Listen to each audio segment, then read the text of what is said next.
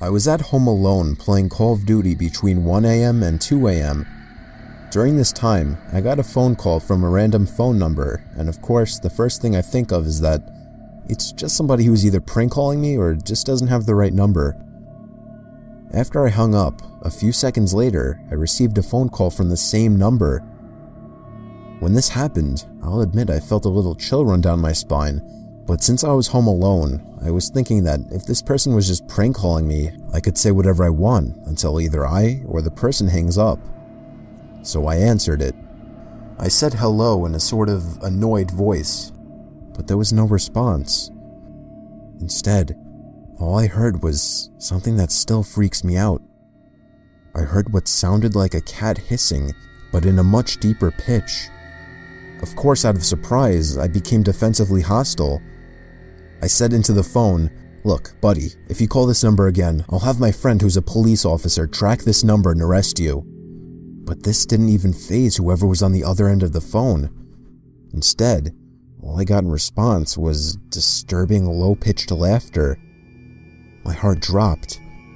"Why are you calling?" I said. Then, this is what still gives me nightmares to this day.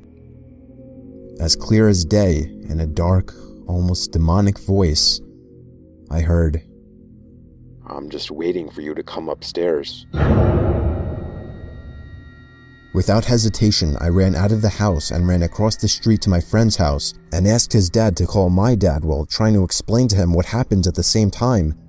After he called my dad, my friend's dad called the police. They arrived in 5 minutes and found nothing upstairs, but they did find the back door open.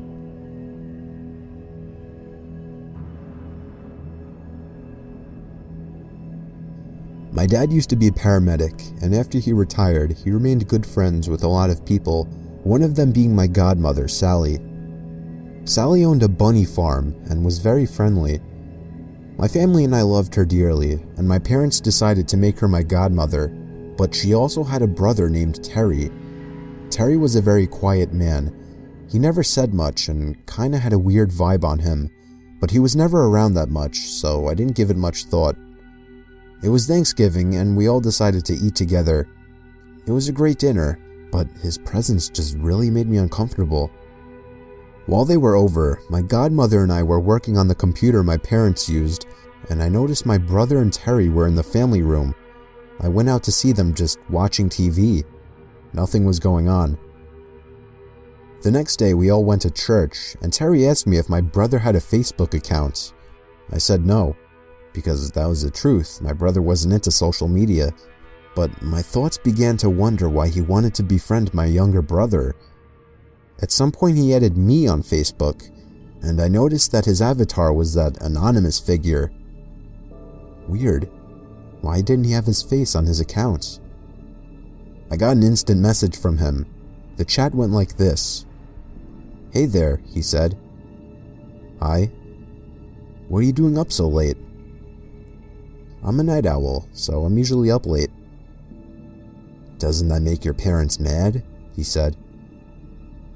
They don't mind," I said. "A naughty girl, aren't we? Staying up late. Would you like to chat?" "Actually, I gotta go now. I have homework," I said, quickly going invisible and closing him out. What the hell kind of chat was that? He was talking to me like I was some slut or something. Curiosity got the best of me, and I decided to go to his account. He didn't have his friends list blocked, so I was able to see all his friends. What I saw, and what I felt that night, will always haunt me. He had over 200 friends, and all of them were young men between the ages of 14 to 18. I was so sick, as I saw some of the boys were shirtless, in their boxers, or worse. It's not the fact that he's into men that freaked me out. No, I wouldn't care if he was gay. But this man was targeting young men. Terry was in his 40s. This is why he wanted to know if my brother had a Facebook account. He wanted to add him in his sick boy list. I was shaking as I realized what kind of man this was. I loved my godmother, but this was just sick. I told my parents and reported his account. My dad was shocked, but he also wasn't too surprised, because apparently Terry was reported for selling drugs to kids and touching them on the news one day. I found out the case was dropped because the boys said they were lying, but now I wonder, were they really lying? Since then, we stopped talking to my godmother and her sick brother. His Facebook account was taken down, but I know he's still out there targeting young men. I still have nightmares of him going after me and my brother.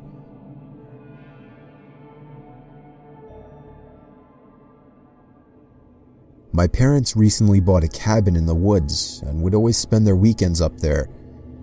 My little sister would always go with them, so I spent a lot of time home alone over the weekends.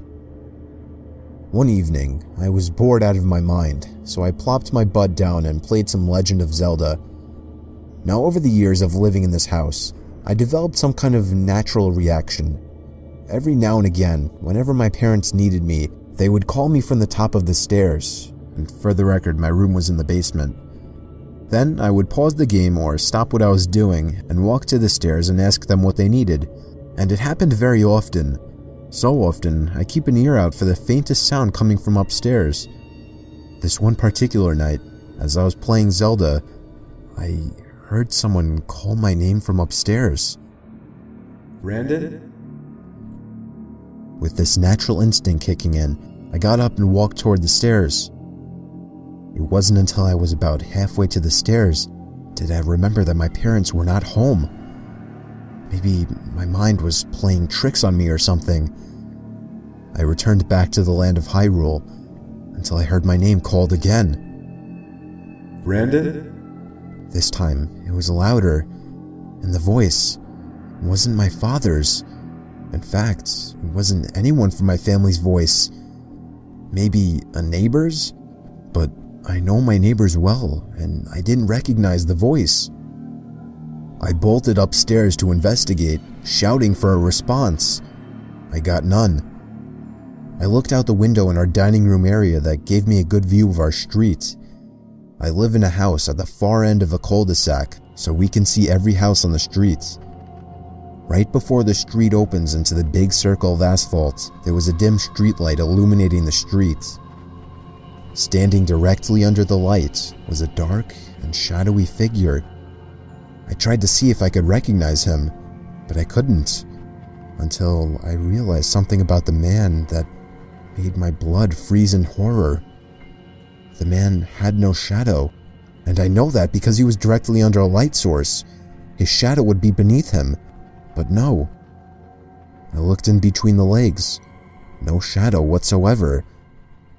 Suddenly, the streetlight flickered for a split second, and the shadow man disappeared. I then ran frantically around the house, making sure every door and window was locked and secured. I then locked myself in a closet beneath the staircase and played Pokemon on my DS for the rest of the night.